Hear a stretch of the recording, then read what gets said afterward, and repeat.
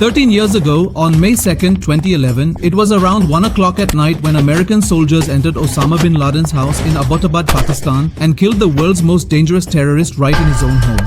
Look, what happened was that between 1993 and 2001, Osama Bin Laden carried out 3 deadly attacks on America. The first was the 1993 World Trade Center attack, the second was the 1998 US Embassy's attack, and the third and most devastating was the 2001 September 11th attack. In this 1993 blast, a total of 6 people lost their lives and thousands were injured. In this 1998 embassy attack, a total of 224 people were killed and 4,500 people were wounded. And in the year 2001, the 9/11 attack, which is considered the most dangerous attack in American history, 3,000 people were killed and thousands were injured. After causing such massive damage to America, the mastermind behind a deadly terrorist organization like Al-Qaeda had become the world's most wanted criminal and America's greatest enemy to date.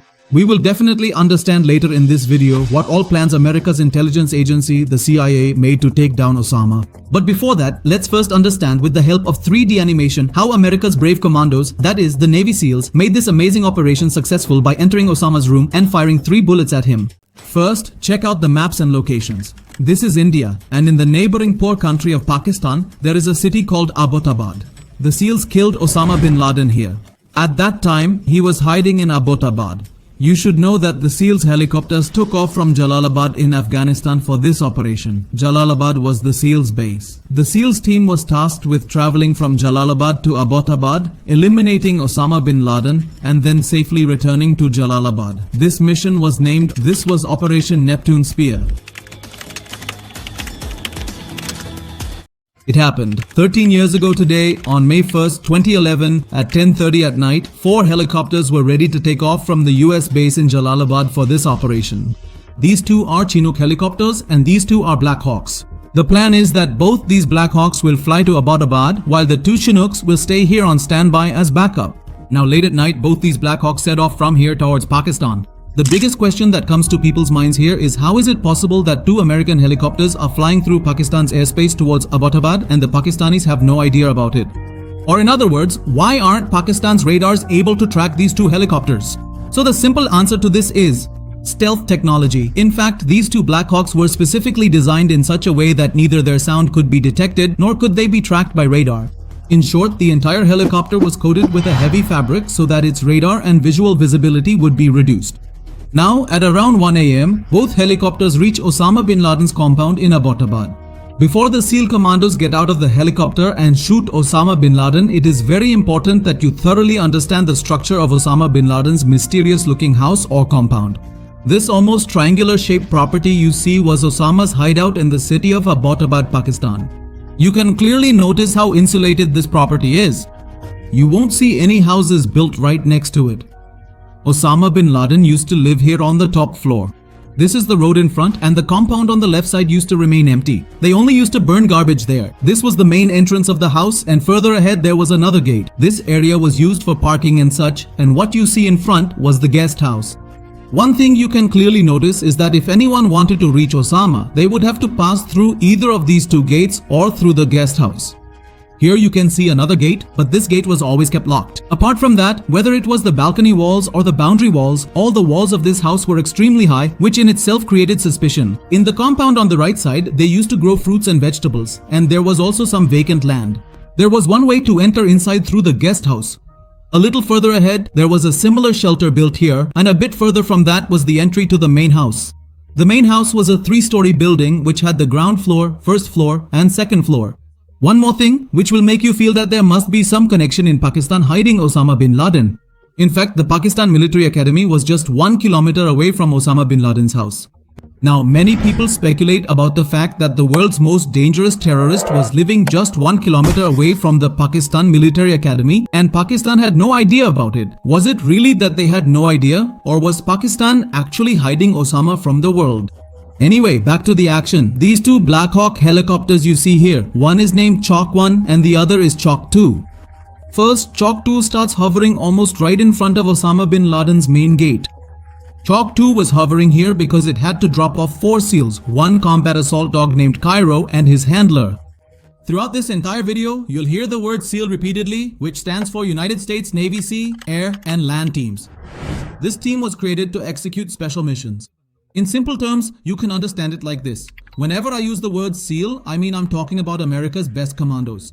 Anyway, let me clarify here as well that in this Chalk 2 helicopter, there were a total of 12 SEALs, 1 dog and 1 dog handler. Similarly, in the Chalk 1 helicopter, there were also 12 SEALs. That means a total team of 24 commandos was sent to kill Osama Bin Laden. Anyway, after dropping off some men on the path in front of Osama Bin Laden, the remaining SEALs in the Chalk 2 helicopter are now landed on the roof of Osama Bin Laden's room. After doing all this, Chalk 2's job is done, and now Chalk 2 returns to its initial position and starts hovering there.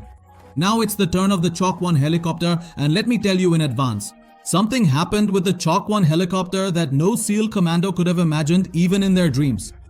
Listen carefully, there are a total of 12 SEALs in the Chalk 1 helicopter, all ready to take down Osama. And their plan was to land in the lawn right in front of Osama's house.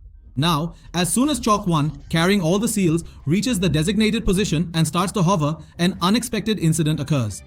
The incident is that Chalk 1 falls victim to an air vortex flow. I could explain the science of air vortex flow in detail, but to stay with the story, just think of it as, imagine that in a rare case, the air around this helicopter gets so disrupted that it completely loses balance. So, something similarly unexpected happened with Chalk 1 as well, and the result? It was so disastrous that even though Chalk 1 was in the hands of the world's best helicopter pilot, it became completely unbalanced. It veered off course and ended up in the compound on the left side, first hitting the ground a bit and then its tail broke off as it crashed over the wall. The best part of this entire accidental situation was that all 12 SEAL commandos on board managed to land safely. But one thing that still doesn't sit right is that such a huge accident happened. The entire helicopter crashed into the ground and the wall, yet Osama and his henchmen who were in that house seemed to be sleeping as if nothing had happened. There was absolutely no movement at all. Anyway, all 12 SEALs safely exited the helicopter and first approached this wall. They encountered this gate in front and set off an explosive blast on it. After getting through there, they found another gate ahead and blasted that with explosives as well. And then they entered this parking area and approached the guest house. As soon as the SEAL team reached the gate to secure the guest house, they started hearing some noises from inside. Just as they were about to go inside, a rain of bullets from an AK-47 started pouring down on them from ahead. The person who unleashed this rain was there. Abu Ahmed al-Kuwaiti. Understand that at this moment, there were a total of 4 people inside this guest house, 2 children who had been covered with a sack, Abu Ahmed's wife, and Abu Ahmed himself. Abu Ahmed was Osama bin Laden's right-hand man. He was Osama's Pakistani courier, and this very man lived in the guest house with his entire family. Anyway, in response, when the SEAL team launched a counterattack, Abu Ahmed was shot and killed. As soon as this happened, Abu Ahmed's wife opened the gate, ran outside and shouted, "He's dead. You killed him." Abu Ahmed's wife did this so that the SEAL team would stop firing and the children wouldn't get shot. Obviously, the SEAL team had no idea that there were children inside as well. Anyway, for the time being, the SEALs take Abu Ahmed's wife into custody and continue the operation. But now the SEALs had to be extra careful because there could be children inside the main house as well. After securing the guest house, some SEALs started moving towards the main building while others came over here. They also opened this gate from the inside so that the remaining SEALs could also enter while securing the entire area. Now finally, all the SEALs start moving towards the main building to kill Osama bin Laden. As soon as the SEALs enter the ground floor of the main building, Abrar appears in front of them. Now the people on the ground floor here also started to understand what was happening. On the ground floor of the main building, there was Abrar, his wife and some children. This Abrar was the younger brother of the man whom the SEAL team had just killed in the guest house. That is Abu Ahmed, right? As soon as the SEAL team started firing at Abrar, his wife jumped in front of him and all the initial bullets hit her. She died on the spot.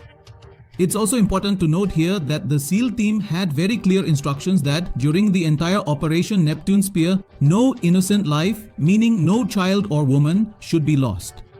But if the melon itself falls on the knife, what can the poor SEALs do? Anyway, as soon as Bibi was killed, the SEALs riddled Abrar with bullets as well, bringing his story to an end too. Now, regarding the children who were left on this ground floor, you need to remember that whether they were from the guest house at the beginning or from the ground floor of the main building, the SEALs were gathering all the children in one place in a safe zone. Now moving forward, the SEALs started heading towards the first floor. On the first floor was Osama's own son, whose name was Khalid. Now the way the SEALs team killed Khalid is a very interesting and fun story. Listen carefully. When the SEALs landed in Osama's compound, at that very moment before attacking the guest house, they had already cut off the power to the entire compound. Now, obviously, turning off the lights wasn't going to cause any problems for the SEALs because they already had night vision goggles. But they cut the power so that the people inside the building would have trouble navigating, making it difficult for them to take any action. Now that we're talking about night vision goggles, you should also know that the SEALs had mini cameras attached to their bodies. With the help of these cameras, the American President Barack Obama and his entire team at the White House were able to watch the whole operation live, just like a movie. Look, this is a real image from that time on your screen. In this, former President Barack Obama is present. Here, the current American President and then Vice President Joe Biden is present, along with Hillary Clinton as well. Now, since the SEALs had already cut off the power to the entire compound, Khalid also saw complete and utter darkness on this whole floor. Nothing was clearly visible, so he started running up the stairs to the second floor and hid behind a wall there. Now the SEALs lined up in this way, and fortunately one of them knew Arabic. So using his wits, that SEAL cleverly whispered Khalid's name twice in an Arabic accent. Khalid. Khalid peeked out to see as well. As soon as he looked out from behind the wall, the SEALs took him out as well. According to the records, there were no women present on the first floor, but there were quite a few children. So the SEALs secured the children and then started moving towards the second floor. Now, before moving forward, don't forget that at this moment, in order to secure the entire compound, snipers are positioned both on top of the main building and on the guest house. Now, the question here is that, except for Osama Bin Laden, the SEALs team has already killed everyone else in the entire compound. So exactly who are they securing this compound from? The answer is the Pakistani army. In reality, what happened was that the Pakistani forces had absolutely no idea about Operation Neptune Spear, and this risky mission was being executed without informing the Pakistani government at all. But at the same time, the Americans and the SEALs were afraid that if the Pakistani army found out anything about this mission, they would definitely take some action at Osama's compound. After all, it would be such a huge embarrassment if American commandos entered your country, Pakistan, carried out such a major mission successfully, took Osama right from under your nose, and Pakistan didn't even get a hint of it. That would be a complete humiliation for Pakistan. That's why the SEALs were keeping a very close watch on the compound. And not just that, just in case something went wrong, the SEALs had also made thorough preparations at the American military base in Jalalabad, Afghanistan, where they had come from. At that base, Chinook helicopters were on standby, and there were already 79 commandos, extra fuel, reinforcements, and a lot of weapons ready as backup. Anyway, the moment finally arrived that you had been eagerly waiting for, and even more so, the Americans. As soon as the SEALs team reached the second floor, they saw that Osama Bin Laden was trying to hide behind his two wives and was pushing them towards the SEALs team. His wives were also pleading not to shoot. But in that snap of a moment, the SEALs took the opportunity and fired a headshot, putting 2 bullets into Osama's head. As soon as he was shot, Osama Bin Laden collapsed to the ground. Seeing Osama in this state, his wives clung to his lifeless body.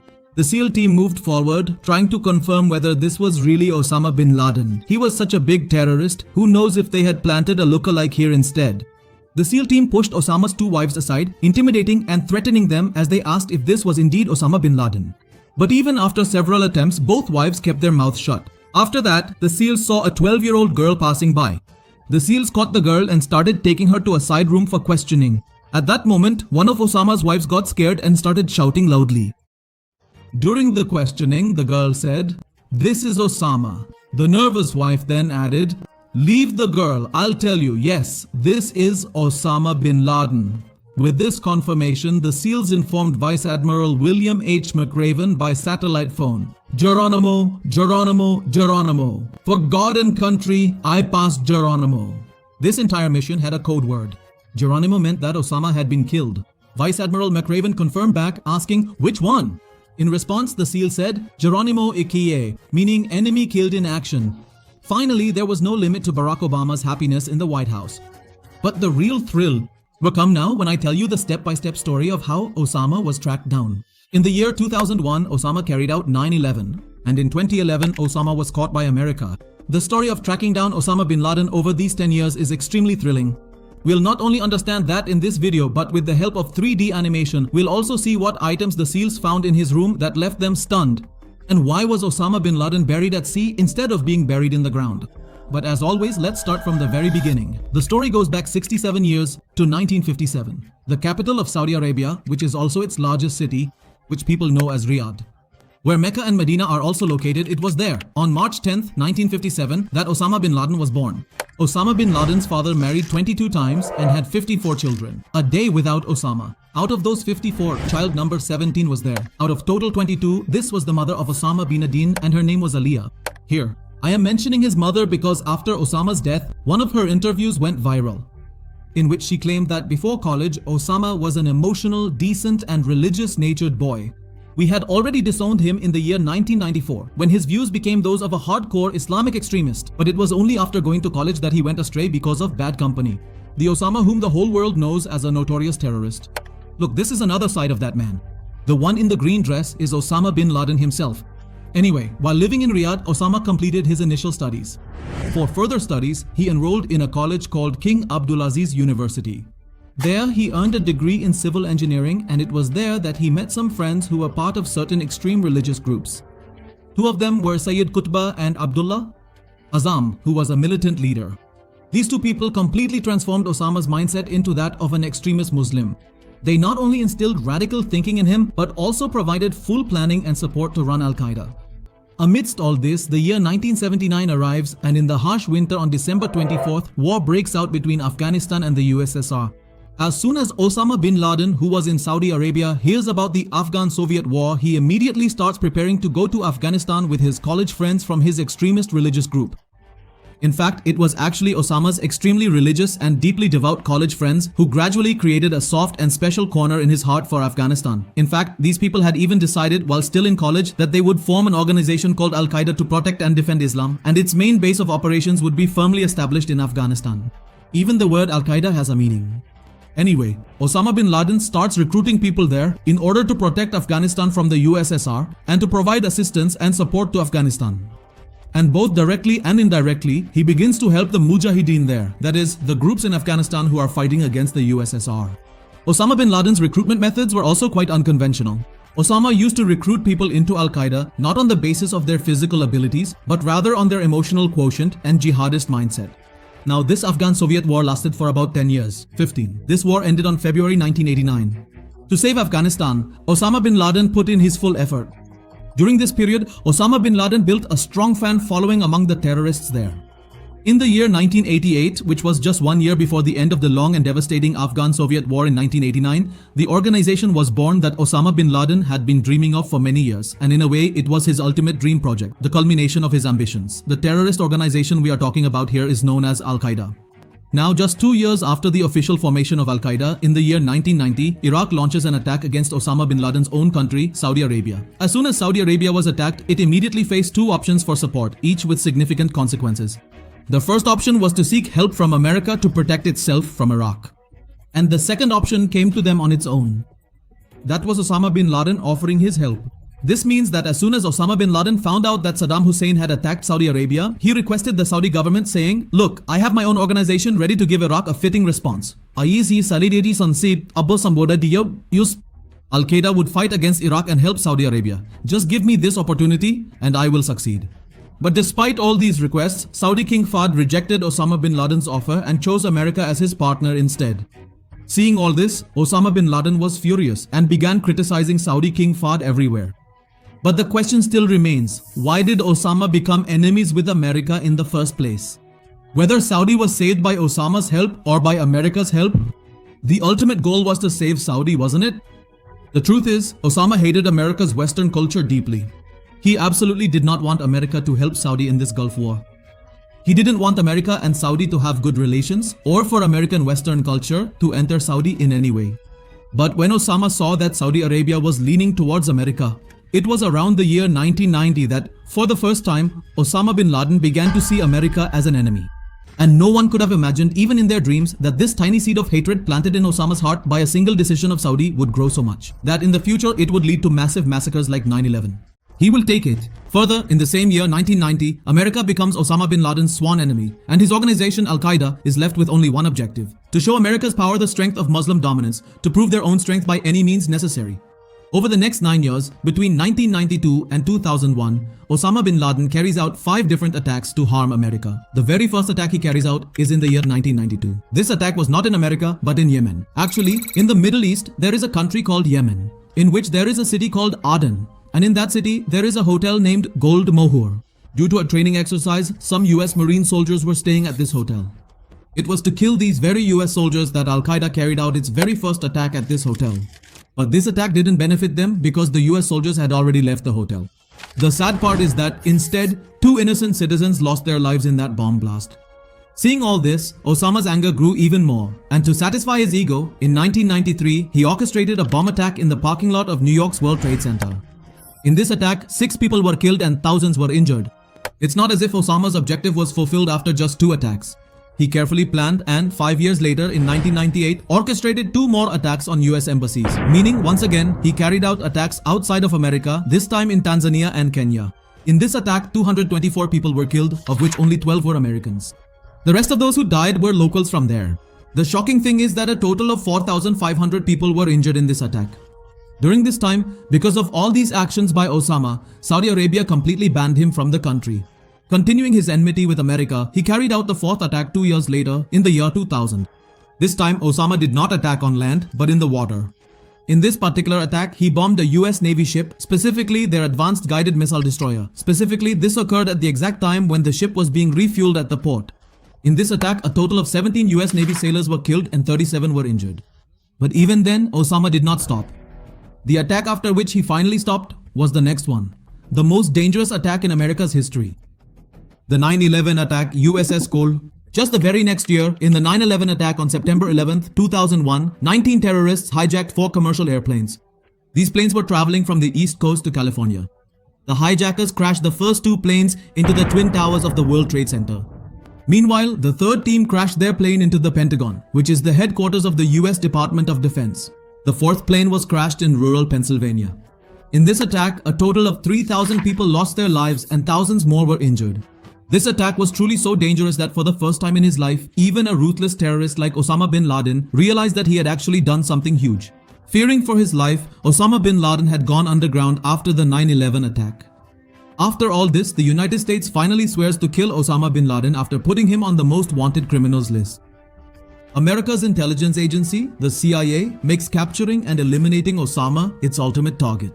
For years and years, many attempts were made to find Osama, but the CIA just couldn't get their hands on anything concrete. Gradually, it started to seem like catching Osama would become impossible for the CIA. But then suddenly, the Americans got a lead in Abbottabad, Pakistan, and how did they get it? When the 9/11 attacks happened, many Al-Qaeda terrorists were captured. The CIA kept those terrorists in a prison called Guantanamo Bay. This isn't just any ordinary prison, but is considered a very dangerous one. In the past, this prison has often been embroiled in controversies because of its unusual methods of torture. I mean, to make criminals tell the truth, the level of torture and fear was such that it felt like someone literally reached into your body and pulled out your soul. The American agency got their very first clue from here, as I mentioned. It was revealed that there were quite a few Al-Qaeda terrorists in this detention camp, and from the mouth of one of those terrorists, a name came out, and that name was Abu Ahmed al-Kuwaiti, hopefully. You too might be reminded of something as soon as you hear this name. Exactly, the same guy we were talking about just a little while ago. The one whom the SEALs riddled with bullets through the closed door of the guest house, who was Osama's Pakistani courier and also his right-hand man. It was by tracking him that the Americans traced his location, and from there, they got the clue about Abbottabad, Pakistan. That's it. After that, one by one, all the pieces of the puzzle started coming together on their own, and finally, the CIA discovered the location or the compound where there was a possible chance that their arch enemy was hiding. And according to the CIA's information, this compound was built in the year 2004. Don't forget that for now, they've only found Ahmed al-Kuwaiti, not Osama bin Laden himself. And before the CIA could take any steps to launch an operation here, they needed to confirm whether Osama bin Laden actually lived in this house or not. So, to determine Osama's presence, the CIA began conducting surveillance on this compound. To keep a close watch and maintain proper 24-hour observation, the CIA even rented a house in Abbottabad. This was in the year 2010. That year, the CIA conducted surveillance on Osama's compound for a full 5 months. One of their major observations was this very important point. Whenever Ahmed returned from outside, he would only go as far as the guest house and stay there. He never went to the main building.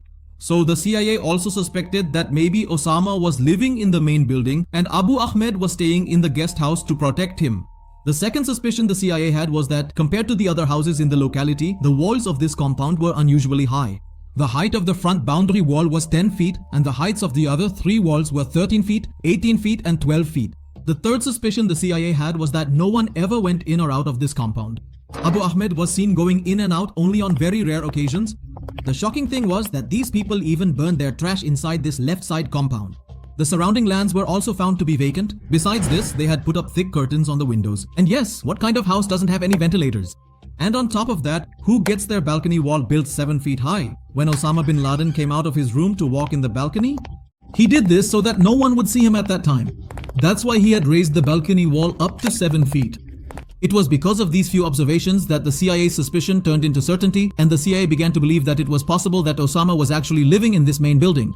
To turn this half-formed suspicion into complete certainty, the CIA came up with a plan. The plan was to send a doctor named Dr. Shakil Afridi and his nurse into the house under the pretense of a fake vaccination camp. According to the plan, the doctor and nurse go inside, carry out the vaccination work and so on. Along with that, they also bring good news for the CIA. It is now confirmed that Osama is indeed living in that house. Now, if you look at it, this doctor was a hero for the American agencies, but he became a villain for Pakistan. Because once Operation Neptune Spear was successfully completed and everything was over, when the Pakistani government found out that this doctor had betrayed Pakistan, he was sentenced to 23 years in prison, and he is still in that prison today. It's not that the American agencies didn't try to get him out of jail, they did try, but Pakistan is Pakistan after all. Anyway, as soon as the CIA got confirmation that Osama was in that compound, the CIA explained the entire situation to Barack Obama, along with the physical caricature models of the compound. At this point, there was already no doubt about whether or not to carry out the operation. After fully understanding the mission, Obama gave the CIA and the SEALs permission to execute it. Another angle is that if Osama Bin Laden was killed, it would be recorded in the pages of history and would be a major achievement for his presidential term. He named this mission Operation Neptune Spear. This name was chosen as a reference to the SEALs. Earlier, when the US had made a plan to capture Osama, it was named Operation Internet Reach.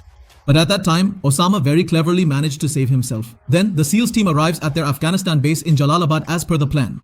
The distance from Jalalabad to Abbottabad was only 2.5 hours. And as you have already seen, how on the night of May 2nd and 3rd, the SEALs finally killed Osama Bin Laden. Anyway, as soon as that 12-year-old girl and her mother confirmed Osama Bin Laden's identity, one of the SEALs shot Osama once more so that there wouldn't even be a 1% chance of his survival. Then they put his body in a body bag and started taking it downstairs. Now, as they were bringing Osama Bin Laden down to the main building, the moment they reached the first floor, one of the SEALs noticed something in the room. The documents and other items found in Osama's room were totally unexpected and shocking for them. From Osama's house, 470,000 computer files were discovered, all stored separately on different devices. The CIA released these files in 2017, so that people could find out what the most wanted man used to watch. The SEALs also found some things that maybe a terrorist wouldn't keep, but a pervert definitely would. First of all, Osama's drive contained movies and pornographic video games. Here's what was found. These details are available on the CIA's website. However, these videos were modern, electronically recorded and found in large quantities. Also, a 228-page journal was found in which he wrote his thoughts and how Al-Qaeda was to be run.